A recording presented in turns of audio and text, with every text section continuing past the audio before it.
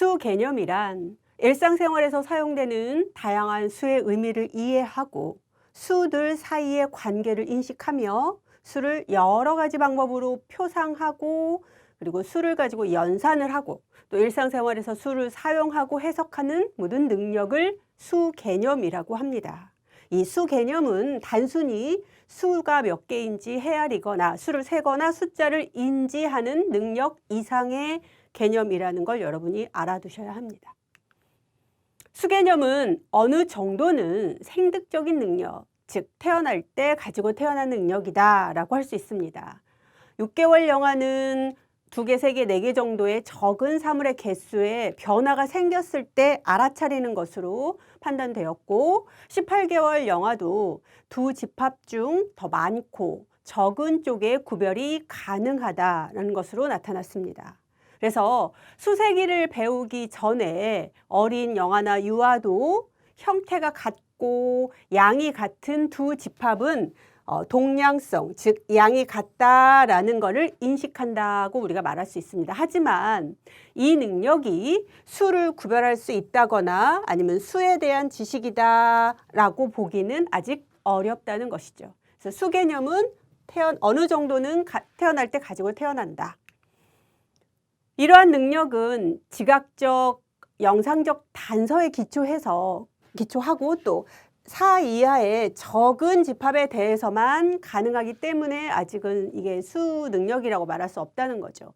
이러한 생애 초기에 가지고 태어나는 그런 생득적인 능력들은 이후에 점차 나이가 들고 아이들이 발달을 함에 따라서 수세기 능력의 경험이 더해지면서 명확한 수 개념으로 발달해 가게 된다라고 볼 수 있습니다. 피아제는 아동의 수 개념의 획득은 수의 보존에 대한 개념을 이해하는 것이다 라고 할 수 있다고 했습니다.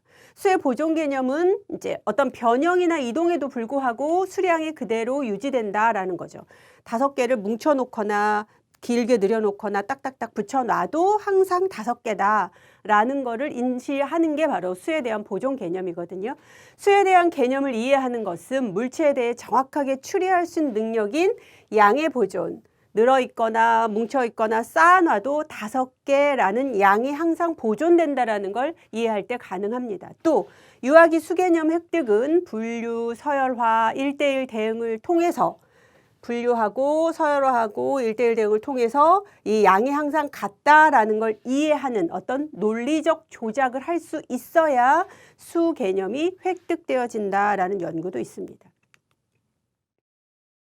아이들이 수량을 인식하는데 여기서 말하는 수량 인식이란 물체를 보았을 때 이게 많은지 적은지를 인식하는 과정을 수량 인식이라고 합니다. 수량 인식도 태어날 때부터 이미 가능하다라는 연구가 많습니다. 생후 몇 주밖에 되지 않은 영아도 대상 영속성과 물체의 양적 차이를 인식하는 능력이 있다라고 보여주는 연구가 있습니다. 영아에게 서로 다른 개수의 점이나 사물이 그려진 카드를 보여주었을 때 서로 차이를 인식하는 반응을 보였다는 거죠. 서로 다른 횟수로 들려주는 소리를 듣고도 양을 지각하는지 알아보는 실험에서 또 역시 변별할 수 있었죠. 결과적으로 영아는 사물 하나하나를 뚜렷하게 세는 능력을 지니지 않았어요. 아직. 그럴 수는 없죠. 그럼에도 불구하고 양을 가늠할 수 있는 능력을 가지고 태어난 것이라고 우리가 판단할 수 있습니다. 생후 첫 주 시기에도, 그러니까 신생아 시기죠. 1개, 2개, 3개 혹은 4개 적은 수로 구성된 집합이나 다소성의 차이에 움직임을 표시하거나 복합적인 방식으로 어떤 민감성을 보였어요. 예. 즉 3개, 4개의 물체로 구성된 수준의 다소성에 대한 민감성은 이미 가지고 태어난다라고 볼 수 있죠. 실제로 아주 어린 영아도 과자가 많이 담긴 그릇을 보았을 때 적은 것보다 많은 양을 선택하는 행동을 우리가 쉽게 관찰할 수 있잖아요.